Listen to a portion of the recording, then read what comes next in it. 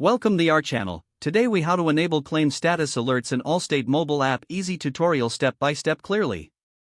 Open the Allstate mobile app on your device. Log into your account using your username and password. Once logged in, find the menu icon, typically located in the upper left corner of the screen. Tap the menu icon to open the navigation panel. Look for the option labeled Claims and select it. You will be directed to the Claims section of the app. Here, find and select the claim for which you want to enable alerts.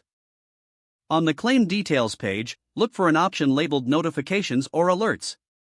Tap on Notifications to access the alert settings for your claim. You will see options for different types of alerts, such as updates or changes in your claim status. Choose the types of notifications you wish to receive by toggling them on. Ensure that your notification preferences are set to your liking.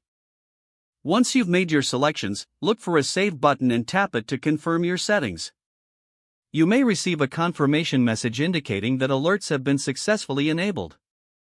Now you will be notified about any updates regarding your claim status directly through the app. That's all you need to do to enable claim status alerts in the Allstate mobile app. If the page does not load, refresh the browser or try again in a private or incognito window. Make sure you are using the correct email address, then retype it carefully to avoid small typos. If your password is not accepted, use the reset option and create a new strong password you can remember. Check your spam folder for verification or security emails, then complete any requested confirmation steps. Enable two-factor authentication if available to improve account security and reduce unauthorized access risk. After signing in, review your profile details so your contact information and settings are accurate and current. If you see an error message, note it down and try again after restarting your device and internet connection.